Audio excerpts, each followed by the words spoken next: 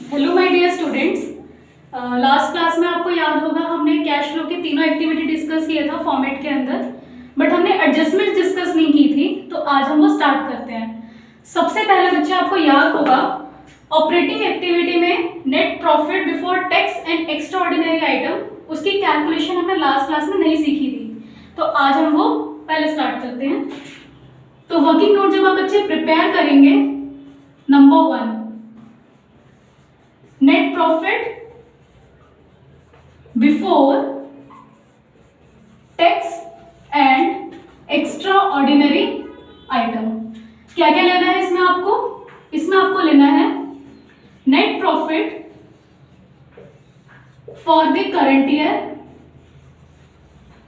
जो आपको balance sheet में गिवन होगा ऑलरेडी। देन आपको इसमें से लेस करना है net profit for the previous year, जो लास्ट ईयर आपको प्रॉफिट क्वेश्चन में गिवन होगा। अब इसमें आपको बच्चे क्या ऐड करना है? 4 आइटम्स आपको यहाँ पे ऐड करनी है। कैसे लर्न कीजिएगा? Trip, T stands for tax provision, R for reserves, I for interim dividend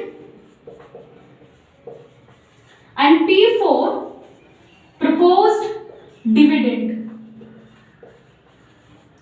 अब यहां बच्चे जो ये टैक्स प्रोविजन है और जो प्रपोज्ड डिविडेंड है, इसकी एडजस्टमेंट है जो हम नेक्स्ट में अभी डिस्कस करेंगे। तो टैक्स प्रोविजन यहाँ पे कौन सा वाला आएगा आपका? जो मेड होगा। अब ये मेड क्या है मैं अभी आपको डिस्कस करूंगी।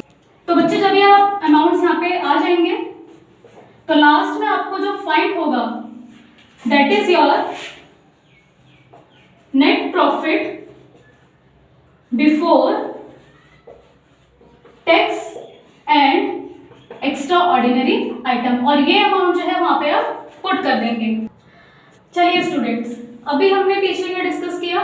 Tax provision, reserves, interim dividend, proposed dividend. उसमें जो आपका टैक्स प्रोविजन था वो कैसे आएगा आप देख लीजिए एक बार।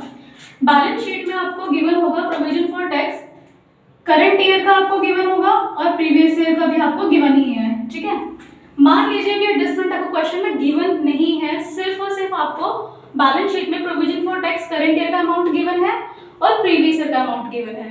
तो करना क्या है बच्चे? जो आपका प्रीवियस ईयर का है ये है आपका पेड, और जो करंट ईयर का है ये है आपका मेड। तो जो पेड है ये कहां जाएगा? ये आपका ऑपरेटिंग एक्टिविटी ए एक्टिविटी में लास्ट में जो आप करते हैं टैक्स पेड, वहां से आपको कर देना है माइनस। और जो ये मेड है, अभी पीछे मैंने आपको बताया कि टैक्स प्रोविजन मेड जो करंट ईयर में आपने बनाया है वो वहां पर जो है आप इसको कर देंगे ऐड। तो सिंपल है, क्वेश्चन में हमें दिखा प्रीवियस ईयर का टैक्स प्रोविजन एंड लास्ट और एंड करंट ईयर का टैक्स प्रोविजन। तो जो प्रीवियस ईयर का है वो हमने माइनस कर दिया ए एक्टिविटी में से, और जो करंट ईयर का था वो हमने वर्किंग नोट में अमाउंट ऐड कर दिया। लेकिन अब बात आ जाती है एडजस्टमेंट की। एडजस्टमेंट क्या है? Tax paid during the year ₹80,000। मतलब वो कह रहा है कि जो आपने पे 60,000 किया है ना, ये 60,000 नहीं है, ये 80,000 है। तो करना क्या है? मुझे ये तो पता चल गया कि ए एक्टिविटी में जो मुझे माइनस करना है वो 60,000 माइनस नहीं करना है, मुझे कितना माइनस करना है? 80,000। ठीक है जी, इसका मतलब आपने कितना इसमें ऐड किया होगा? 20,000 ऐड किया तभी 80,000 हुआ। तो जितना इफेक्ट आपका इसमें पेड में प्रीवियस ईयर में ऐड हुआ है वही चीज, वही इफेक्ट आपका कहां जाएगा? करंट ईयर में भी चला जाएगा। अगर 20,000 आपका यहाँ पर ऐड हुआ है तो 20,000 आपका करंट ईयर में भी ऐड हो जाएगा। इसका मतलब क्या है? अब सिचुएशन ये है कि आपको ट्रिप जो टैक्स मैंने पीछे बताया वर्किंग नोट में, वो आपको 70,000 ऐड नहीं करना है, वहां पर आपको 90,000 ऐड करना है। मींस आपका जो मेड करंट ईयर जो टैक्स प्रोविजन है वो 90,000 का हो जाएगा, और जो ए एक्टिविटी ऑपरेटिंग में जो आपको माइनस करना है वो 60 नहीं, वो कितना है? 80,000, क्योंकि ये मुझे क्वेश्चन में एडजस्टमेंट में बोला गया। सेम ऐसे अगर मान लीजिए टैक्स पेड, अगर मुझे यहाँ पे 50,000 गिवन होता तो मुझे ए एक्टिविटी में कितना माइनस करना होता? 50,000 मुझे माइनस करना होता। तो इस सिचुएशन में मेरा जो अमाउंट है वो 60,000 से कम होकर कितना आ गया है? 50,000। तो यहाँ पे डिक्रीज हुआ है 10,000 का, तो वही 10,000 जो है आपका करंट ईयर के अमाउंट में भी लेस हो जाता। तो उस सिचुएशन में क्या होता कि आपका जो मेड होता वो आपका कितना होता? 60,000। कुछ नहीं बच्चे, सिंपल है। अगर एक इफेक्ट आपका यहाँ पे माइनस है प्रीवियस ईयर, तो करंट ईयर में भी आपको उतना ही अमाउंट माइनस करना है, और कुछ अमाउंट अगर आपने ऐड किया है तो वही अमाउंट आपको यहाँ पर ऐड करना है। अब मान लीजिए यहाँ पे मुझे पेड की जगह प्रोवाइडेड लिखा होता तो क्या होना होता?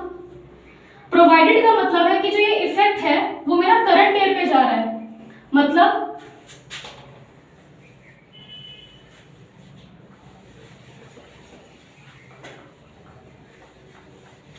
मान लीजिए वो बोलता है tax provided during the year ₹90,000। मतलब वो कह रहा है कि आपका जो ये मेड है ना, ये 70,000 नहीं है, ये कितना उसने मुझे बोला? 90,000 है। इसका मतलब जो मुझे पीछे अभी ट्रिप में मैंने टी में ऐड करना है ना, वो 70,000 ऐड नहीं करना है, वो मुझे 90,000 ऐड करना है। तो क्या हुआ यहाँ पे? 20,000 का इंक्रीज हुआ है। तो यही जो अमाउंट इंक्रीज हुआ है वो आपको पेड में भी ऐड कर देना है। तो अब सिचुएशन क्या है? अब सिचुएशन ये है कि जो आप ट्रिप के टी में वर्किंग नोट में ऐड करेंगे करंट ईयर का मेड टैक्स प्रोविजन, वो 70,000 नहीं होगा, वो आपका 90,000 होगा। और जो माइनस करना है आपको ए एक्टिविटी टैक्स पेड, वो 60,000 नहीं करना है, वो आपको कितना माइनस करना है? 80,000। तो ये तो बच्चे मैंने आपको शॉर्टकट बता दिया कि अगर एडजस्टमेंट गिवन है तो कैसे कैसे अमाउंट फाइंड आउट होने हैं। यही सेम चीज आपको लेजर से भी बनाने के लिए क्वेश्चन में बोल सकता है, या अच्छा होगा कि आप बनाकर ही आ जाए। चलिए स्टूडेंट्स, अभी मैंने आपको क्या बताया, शॉर्टकट तरीके से बता दिया कि जितना भी अमाउंट, जैसे मान लीजिए टैक्स पेड 80,000 था, तो ये अमाउंट कितना है मेरा? 80,000। कितने का इंक्रीज हुआ? 20,000 का। वही 20,000 मैंने करंट ईयर में ऐड कर दिया, तो ये अमाउंट चेंज होकर मेरा कितना शो हुआ? 90,000। कहाँ जाना है मैंने भी आपको बता दिया है। लेकिन अच्छा ये होगा कि आप वर्किंग नोट में लेजर बना के भी शो कर देते हैं, मर्जी है वैसे तो, बट आना चाहिए ये बनाना भी। तो देखते हैं, अब प्रोविजन फॉर टैक्स एक लायबिलिटी है, तो उसका बैलेंस बीडी कहाँ आएगा बच्चे? क्रेडिट साइड आएगा। बाय बैलेंस बीडी कितना क्वेश्चन में गिवन था आपको? 60,000 गिवन था। बैलेंस सीडी कितना है आपका? 70,000। अब क्वेश्चन एडजस्टमेंट में क्या बोला गया? टैक्स पेड, मतलब आपने पैसे पेमेंट किया है तो टैक्स टू कैश एंट्री हुई है हमारी, यहां पर आपका आ जाएगा टू बैंक, जो आपने पेमेंट की, कितनी पेमेंट की है? 80,000 की। अब बैलेंस शीट फिगर देख लीजिए, टोटल यहां पे कितना आ रहा है आपका? 1,50,000।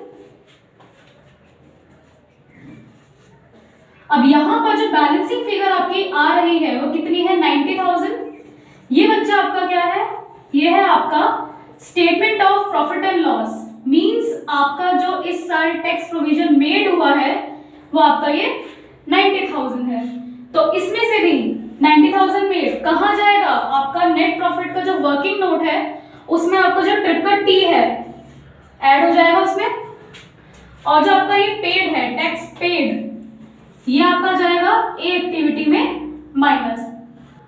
तो बच्चे अब देखिए, शॉर्टकट से भी आपका वही आ रहा था, 80,000 का क्या था आपका? मेड था, पेड था, तो 80,000 का मेरा पेड आया, और मेड आपका 90,000 का था, तो यहाँ पे भी आपका 90,000 का ये मेड आ गया। नेक्स्ट एडजस्टमेंट है स्टूडेंट्स हमारी proposed dividend. Proposed dividend basically है क्या? कंपनी के जो बोर्ड ऑफ डायरेक्टर्स हैं शेयर होल्डर्स को ऑफर्स करते हैं, मींस उनको प्रपोज करते हैं फॉर डिविडेंड, डिविडेंड के लिए वो प्रपोज किया जाता है, तो that is called proposed dividend. तो एक एग्जांपल के थ्रू पहले थोड़ा समझ लेते हैं कि पहले इसका ट्रीटमेंट क्या होता था और अब इसका ट्रीटमेंट क्या है। एग्जांपल से समझिएगा, मान लीजिए हमारा करंट फाइनेंशियल ईयर 2021 हम लेके चलते हैं, तो स्टार्टिंग कब होगी उस साल की? 1 अप्रैल 2020, और इसका क्लोजिंग कब होगा? 31 मार्च 2021। ठीक है। अब होता क्या है कि हमारा फाइनेंशियल ईयर, ये तो हमने बात की 2021 की, नेक्स्ट कौन सा होगा? 21 to 22।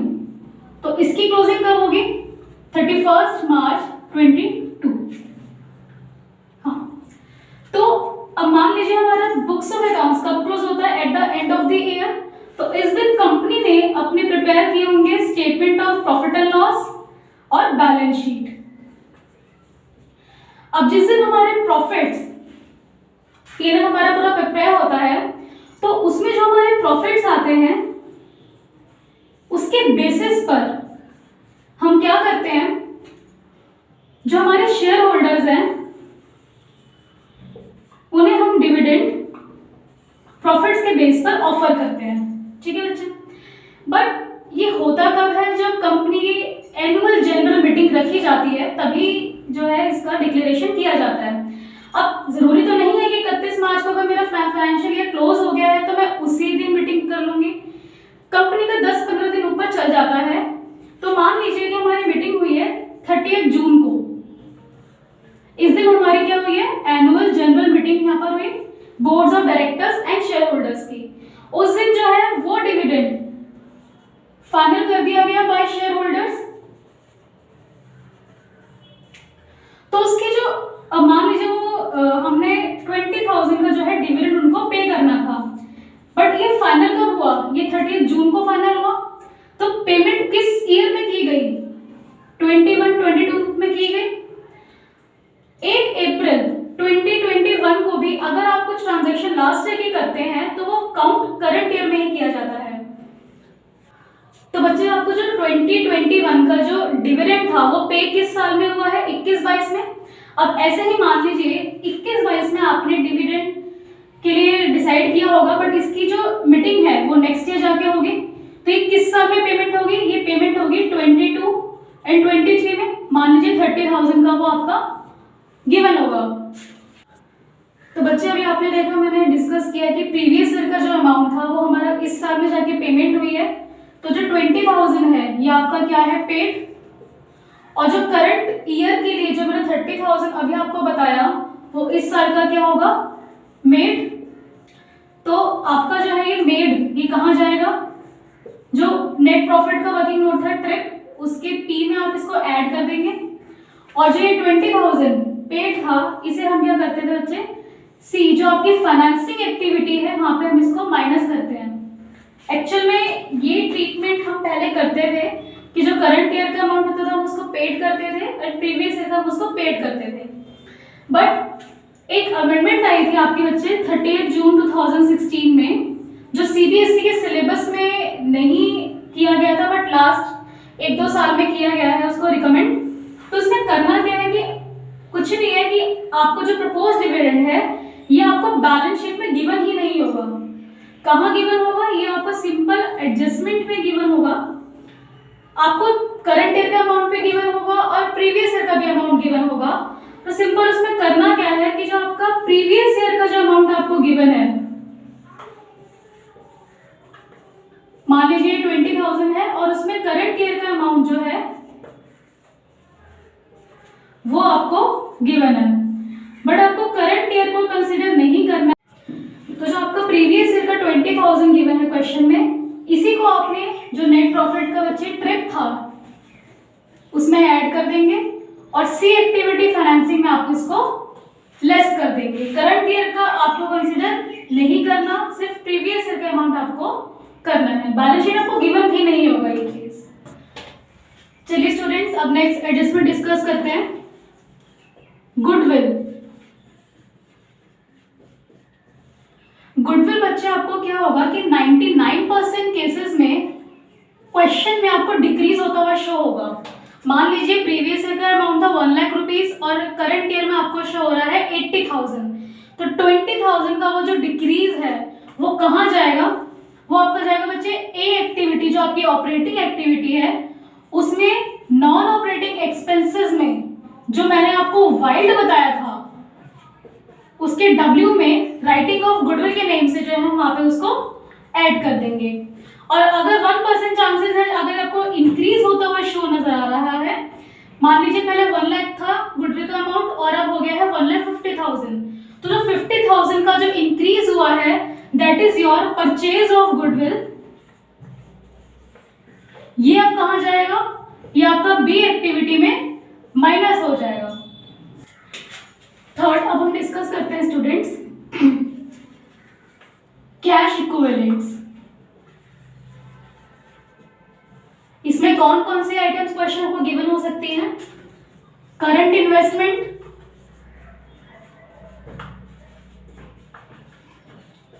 Short term investment,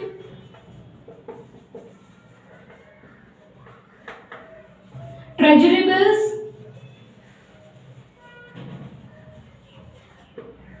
marketable securities,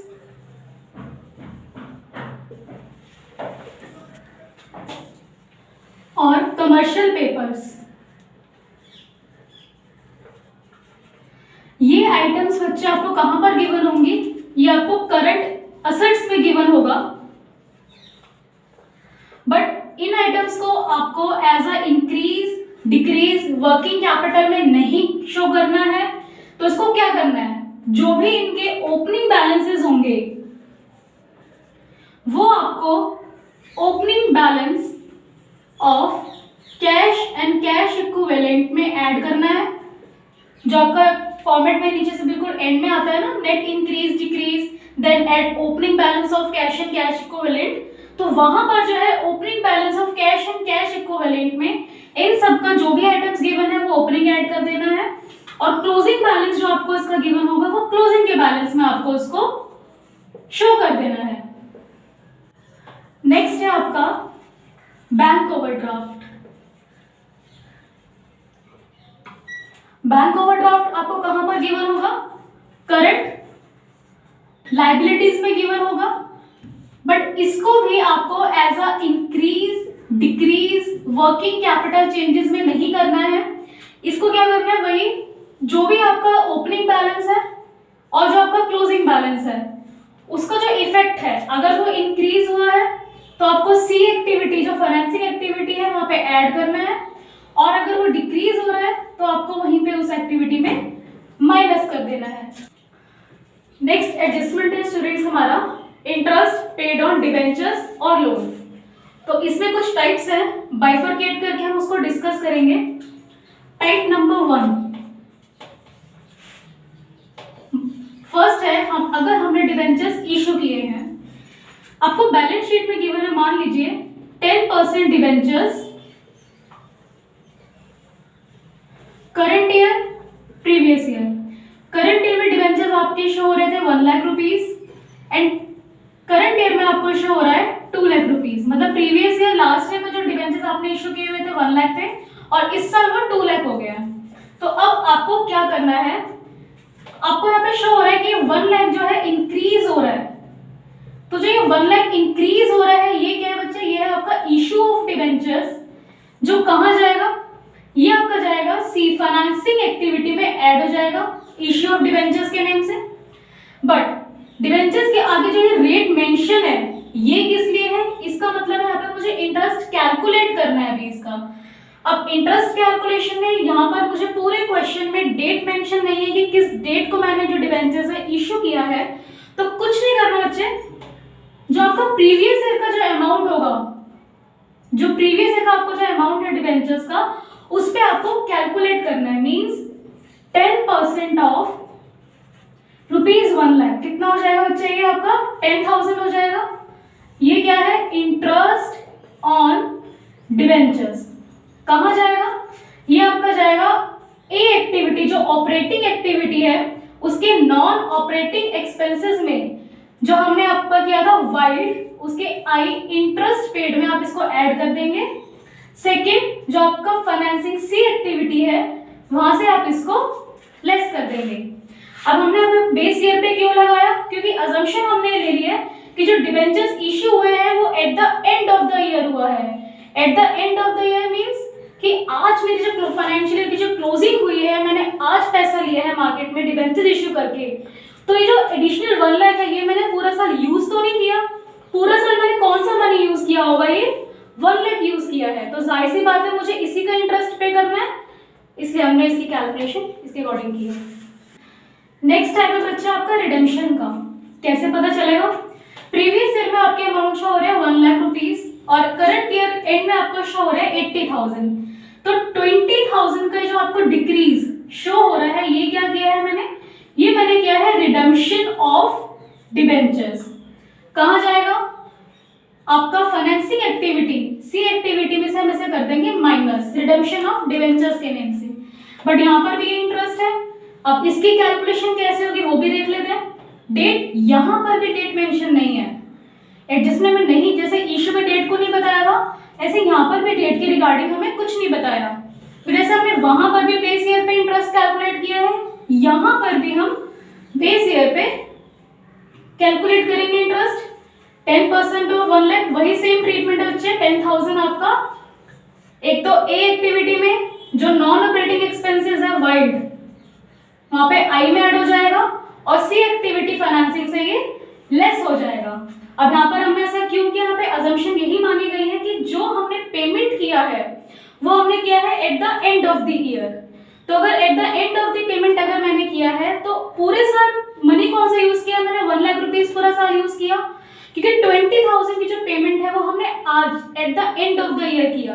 but पूरा साल जो मैंने पैसे जो यूज किए हैं 1 लाख रुपीज पूरे यूज किए हैं, इसलिए इंटरेस्ट भी जो है वो पूरे अमाउंट का ही पे करूंगी। सो नेक्स्ट स्टेप है बच्चे, हमने इशू का केस किया, रिडम्पशन का केस किया, बट उसमें डेट मेंशन नहीं थी, तो हमने नॉर्मल दोनों ही केसेस में प्रीवियस ईयर के अमाउंट पे इंटरेस्ट कैलकुलेट कर दिया। बट अब दोनों ही टाइप में अगर आपको डेट गिवन है तो कैसे इंटरेस्ट कैलकुलेट करेंगे वो अब डिस्कस करते हैं। क्वेश्चन में आपको 10% डिबेंचर्स दे रखे हैं, पहले 1 लाख था, अब 150 हो गया, तो दिख रहा है हमें कि हाँ इशू किया गया है। तो फर्स्ट इफेक्ट तो इसका यही होगा कि जो 50,000 आपने इशू किया है ये आपका सी फाइनेंसिंग एक्टिविटी में ऐड होगा ही होगा। बट अब वो कह रहे हैं कि जो न्यू डिबेंचर्स आपने इशू किया है ना 50,000, वो आपने 1 अक्टूबर 2020 को इशू किया है, डेट आपको उसने यहाँ पे दे दी। अब इंटरेस्ट कैलकुलेशन के 2 मेथड है। फर्स्ट मेथड क्या है वो देख लेते हैं, जो आपको इजी लगे आप वो फॉलो कर सकते हैं। तो फर्स्ट मेथड देखिए, इन दोनों में से ऐसी कौन सी मनी है जो आपने पूरे 12 मंथ्स यूज किया है? आपने जो 1 लाख रुपीज है पूरा 12 मंथ्स यूज किया, क्यों? क्योंकि 50,000 तो मुझे 1 अक्टूबर को मिले, तो 50,000 जो है मैंने 1 अक्टूबर से लेके 31 मार्च को यूज किया होगा। बट 1 लाख रुपए मेरे ऐसे है जो मैंने पूरा साल यूज किया है, तो जो 1 लाख रुपीज है इसमें 10% हम पूरे साल का कैलकुलेट करेंगे, 10,000 हो जाएगा। अब जो 50,000 है इसमें भी 10% ही लगाएंगे। बट ये मनी मैंने कितना टाइम पीरियड यूज किया है? 1 अक्टूबर को मैंने डिबेंचर्स इशू करके मार्केट से पैसा लिया, बट मैंने यूज कितना टाइम किया होगा? अक्टूबर, नवंबर, दिसंबर, जनवरी, फरवरी, मार्च, मैंने उसको 6 मंथ्स यूज किया होगा। याद रखिएगा बच्चे, इशू के केस में हम टाइम पीरियड आगे काउंट करते हैं और रिडम्पशन में हम उसको पीछे काउंट करते हैं। बट इशू का केस है तो हम आगे की तरफ काउंट करेंगे। मैंने 6 मंथ्स यूज किया है तो 6/12 हम इसको यहाँ पर कर देंगे। तो अब कितना इंटरेस्ट हो जाएगा? 5,000, उसका आप हाफ करेंगे 2,500। टोटल इंटरेस्ट कितना आ गया आपका? ये 12,500। जाना वही है, A activity non operating expense वाइड का आई में चला जाएगा ऐड, और सी एक्टिविटी फाइनेंसिंग सर्विस को लेस कर देंगे। ये था फर्स्ट मेथड नॉर्मल आपका। सेकंड मेथड देखते हैं आगे बच्चे, उसमें क्या करेंगे?